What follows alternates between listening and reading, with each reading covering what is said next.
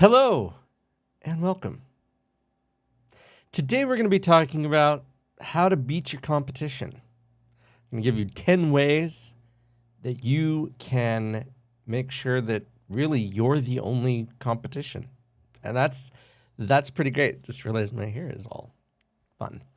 Anyway, so yeah, we're going to break down some ideas, some things that you're going to want to do in order to make sure that you're not struggling like other business owners, because you're going to be different. See, there's this in school and in the workforce and a lot of places, being the same is where most people want to be. They don't want to fit in, or they don't want to stand out. They want to be with everybody else. They want to be liked. They want to have people like them because they fit in. It's very different as an entrepreneur, because being like everybody else is not as good. And so we're going to talk about how being different can help you push your business forward. It's a struggle. Don't make it any more difficult than it needs to be. If you're new here, my name is Taylor Darcy from Think Legal, where I help businesses and people thrive. I go live Monday through Friday. Sorry. It's one of those days. At 11 right now. So feel free to join me. Leave comments. I'm here to help. That's the goal of this. So join me live or catch it on the replay, and we'll help you out as soon as we can. All right, let's get started, shall we?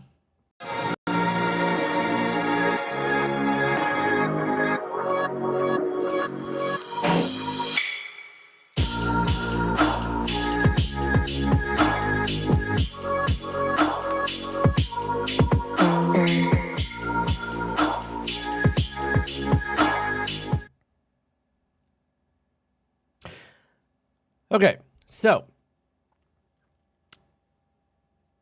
that's weird. Anyway, number one, the number one way to keep competition at bay. We're going to kind of bookend this because I want you to think about these as the same but different. You'll understand when I get there. The number one way is to innovate. Continually to try to improve. Now, the race that you're running is your own. There truly are no competitors. They might do the same or similar work that you do, but the difference is they're not you, just like you're not them, right? And so these tips are going to give you the ways to focus on your business, not worrying about somebody else's business. Like, you focus on this, you focus on running your race, you focus on your own company, and you're going to leave people behind. Okay. So number one, innovate. Continually trying to improve, to push the boundaries of your industry, whatever that may be. The idea being that you don't want others to be in front of you, you want them to be behind you, right? The great thing is because if you're focusing on your strengths and these things, it's gonna be a lot harder for them to compete with you. Okay, so that's number one. Create is number two. Just because other people are doing something doesn't mean you have to do the same thing. Just because it works for them doesn't mean it's going to work for you. If something doesn't work for you, I know this may sound funny, but don't do it. Okay? So when I talk about creating, like that kind of goes under the innovation a little bit, but creating is more, how do you deliver something better, right? For your business, right? So you're creating with that. You're creating rather than competing. So like different products, different services that you may potentially offer, how can you create those and give them different? How can you be different, right? This is what I was talking about earlier. Different is better when you are an entrepreneur, because you're unique and people are going to be attracted to your uniqueness. They're going to like you because you're different. Nobody loves, let me rephrase that. Not everybody loves Apple. Not everybody loves Microsoft. Some people love it, and they will buy anything Microsoft sells. Same thing goes for Apple, right? Some people will buy anything Apple sells because they love Apple, and that's fine for them. But the opposite of that is people don't love those. They hate Apple for whatever reason, so they'll never buy an iPhone. They'll never buy an iPad. They'll only buy Samsung, or they'll only buy an Android something, right? So capitalize on that by being different, right? You're creating something different.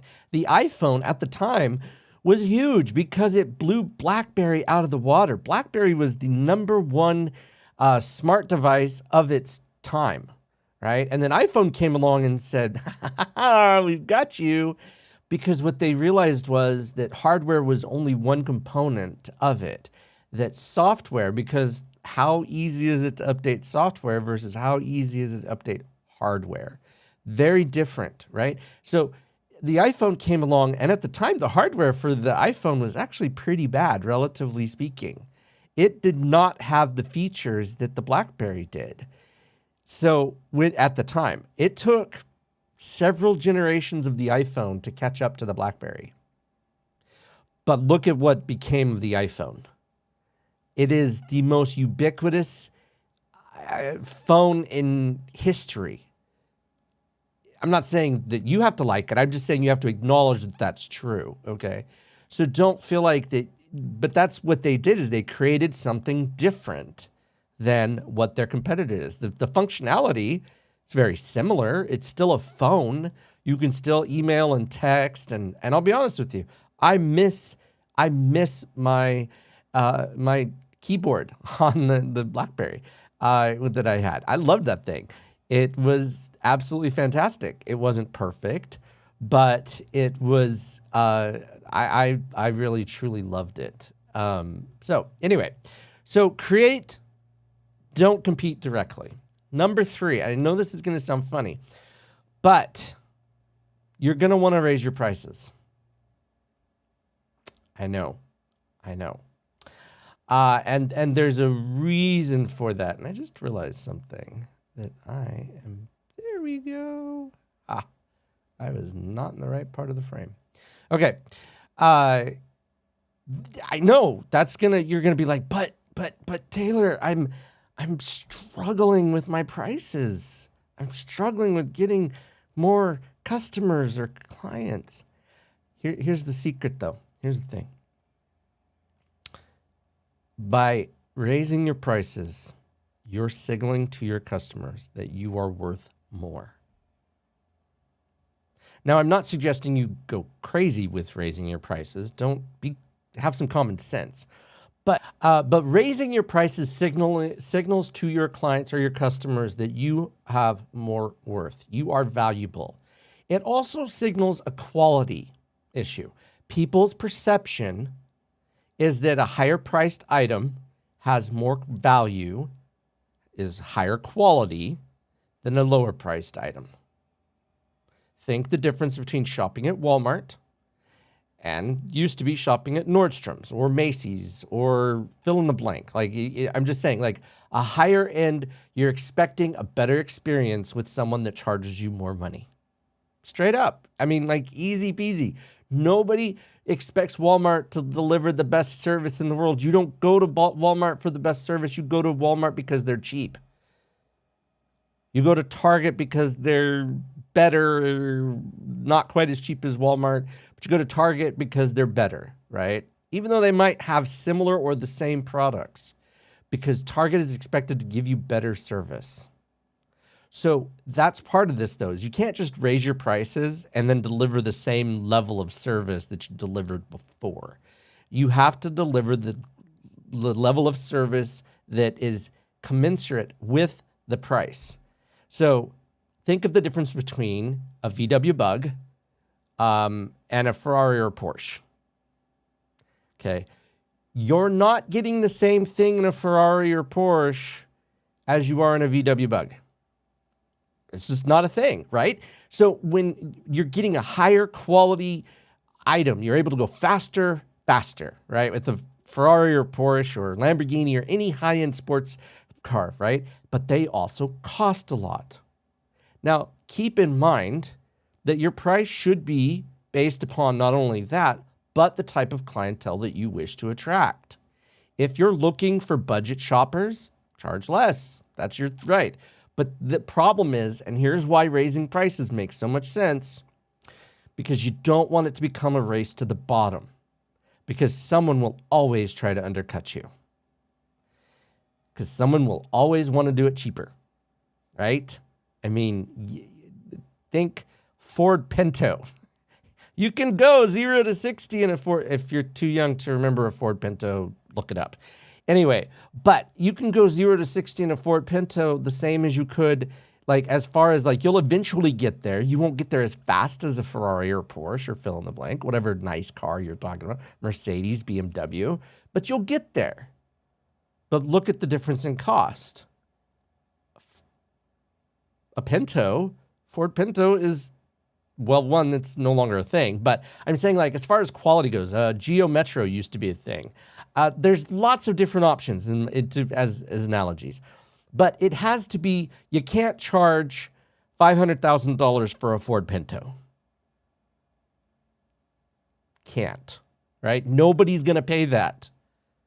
So you need to charge commensurate with the value that you're proceeding. So if you want to be different, you have to explain the value to the people that you're doing. Why is a Ferrari better than a Pinto? They both get you to 0 to 60. Well, yeah, but a Ferrari gets there faster. It can corner better. It is more fun than driving a Ford Pinto. There's so many reasons why. It looks better. The longevity of the engine is better because it's a higher quality engine. They don't blow up in an accident like a Ford Pinto. You got to look that one up. In fact, there's a show called Top Secret that did the Ford Pinto thing. You should look it up if you haven't. It's hilarious. I'm sure it's here on YouTube or wherever. Anyway, so point is that why are you going to be the Ferrari instead of the Pinto or the Geo Metro or whatever, fill in the blank cheap car? Okay. Again, price has to be commensurate. So if you want to increase your prices, you have to deliver a better experience or a better product than your competitors. I'm not saying it has to be exactly proportional, but it needs to be close. It needs to be that the perceived value is consistent with its actual value. If you have a thing where your perceived value is low and your price is high, there's going to be a disconnect between you and your customer. It's going to be difficult to sell it's going to be difficult to sell your product or service. That's just how it is. Okay, so let's move on. Raise prices was number 3. Number 4, be your strongest competition. If something isn't working, it should be about what you're doing. It should be the race that you're running. You should be competing with yourself to be better each day.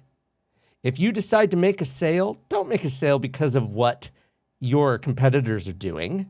Make a sale because you want to make a sale. Okay? If you want to offer a discount on products and services, that should be between you and your goals and objectives, not based upon other people. You should not be discounting your products or services because somebody else is doing it. Run your race. Run your entrepreneurial race yourself. Do not give credit to those because you don't know what their goals and their objectives are and what they're trying to do.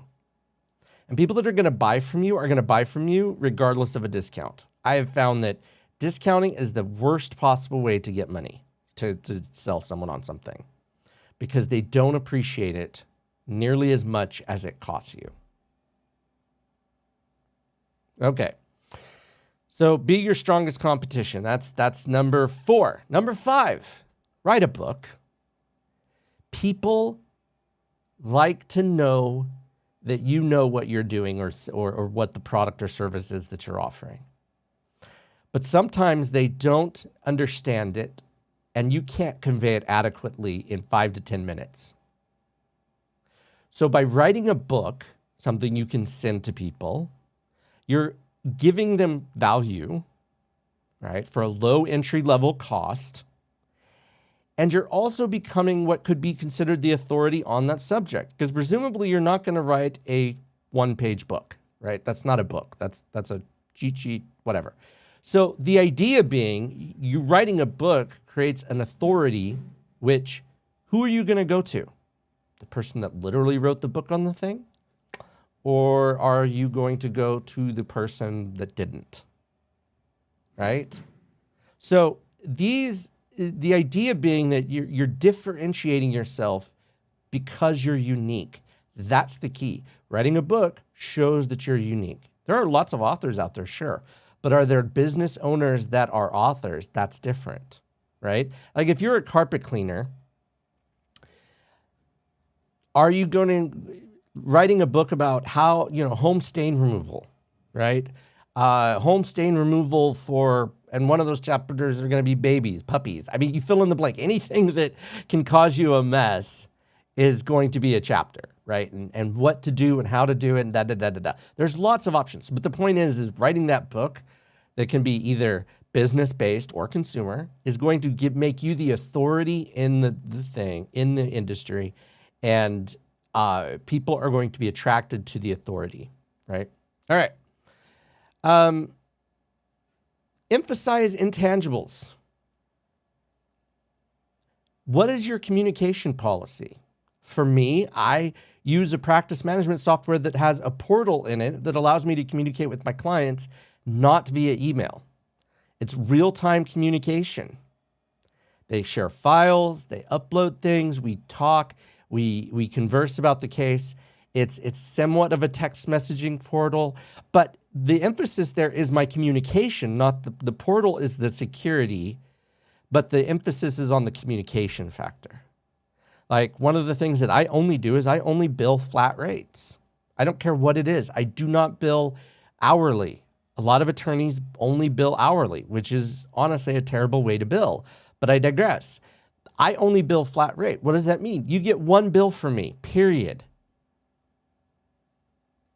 Who doesn't want that from their attorney? I can't think of anybody that says, I'd rather be billed hourly. I'd rather risk being charged a lot of money instead of a known amount of money. Yeah. So that's what differentiates. That's an intangible, right? Like that's something that people can sink their teeth into, that while I provide different service, I provide better service, but I also provide these intangibles. The price might be X for this thing, but this intangible of not having to risk a crazy amount of hourlies, billables, is worth it, right? So that's an intangible. Okay. Number 7. This one is good. If you are struggling, build better relationships. Find ways to build better relationships. There are so many ways that you can build better relationships with your clients or customers. Are you taking an active interest in their need in relationship to your business? I've used this before, but it applies here. I had a long time ago, I was a loan officer, and we offered what were called tax reward loans. And I dealt with a person that she'd been a member of the credit union that I worked for years. And no one had mentioned it to her because nobody had taken the time to build that relationship, to find out that she had these things that she could benefit from our service. So as you build better relationships with your customers and clients, you're going to be able to fulfill their needs better. It's going to expand. Opportunities abound when you do that. If you're struggling, start with your relationships. That's one of the whole reasons why I do these videos, is so that you can begin the relationship with me, so that if you at some point need to hire me, you already know what I'm about. You already have that opportunity to get to know me in a very low investment on your part opportunity. Then I have to get to know you, right? That's how it works. I'm building that relationship with you. but it takes time. It's not something that happens overnight. It's not, very rarely do you meet someone in business and wham bam, you're, BFFs, right? Like that just doesn't happen. It takes time over time to make it where you're building this relationship positively. So anything you can do to build a relationship with your customer or with your client is going to help move your business and differentiate you from your competition. Why? Because you're not them. You're unique. You're you. People want to be in relationship with people. People want to do business with people they know, like, and trust. If you improve your know, like, and trust by building a better relationship, you will have more business. You will keep competitors away from you because nobody is you. You're you. Embrace it. All right. Next thing, number 8. This one's good. This one's really good. Do the impossible. What do I mean? Your industry, there's always something that's difficult in an industry, something that is challenging, that nobody else has done before, or that they struggle with, or they have put it on the back burner and they're waiting to do it, okay, for some reason. It's too expensive. It's too difficult because they're too busy doing this other stuff. But if you are able to find that problem and solve it within your industry, guess what? What does that mean? You're different, which means you're better. And that's the goal. That's the purpose of being better than your competition. You're different, you're better, you're running your own race. Clients and customers love that. They like the different. Just like people don't always like Apple, people don't always like Microsoft. Some people like Linux. Some people like, the list goes on and on and on. Okay. But the point is, if you do the impossible, Google's done the impossible with Google, right? Like it's now Alphabet owning Google and YouTube and all these different things. Okay. So that's number 8. Do the impossible. Do innovate, but do something that somebody else has not done yet. Okay. Own the process is number 9. What do I mean by that? How cognizant are you of your customer experience?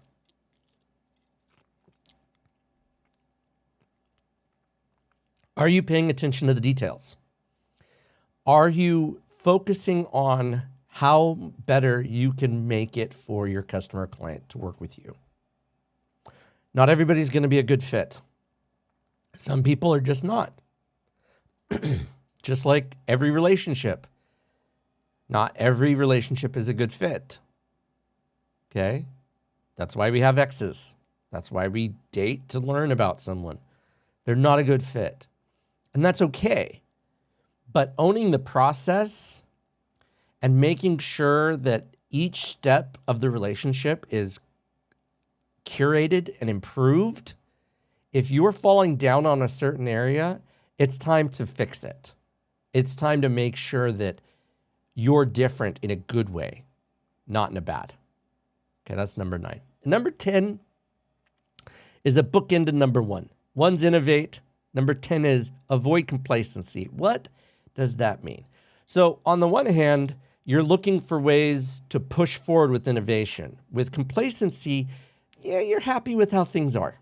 You're just happy. You're willing to take it and live with what it is. It's good enough. It's a negative mindset. Complacency is negative. And we want to focus on the positive. We want people to be positive about your business. We want you to be positive about moving forward. And so if there's areas that you think you're doing good in, okay, time to reevaluate those and see if you can even improve those areas. So I guess innovate would be the big things, and avoiding complacency is avoiding the status quo. When you avoid the status quo, okay, you're going to be more successful because you're going to constantly look at ways to improve even the most basic level of your business. Complacency will hurt you. There are so many businesses that went out during the pandemic because they didn't adapt. They were complacent. They thought they could just do whatever that worked for them before. And look at what it got them. Circuit City, soup plantation, fortunately. Lots of different options there. So complacency, like soup plantation could have innovated in a way that they could have stayed in business. But they didn't. Circuit City, same thing. They didn't. They were complacent. They were happy. They just were happy with how things were. They didn't realize how bad it would be to be complacent. Complacency will help you lose your business almost every time. All right. Well, that's it. Those are the 10 ways to keep competition at bay. I hope you've gotten value out of this video. If you have, don't forget to hit subscribe and like and that bell icon, and we'll talk to you later. Have a good one.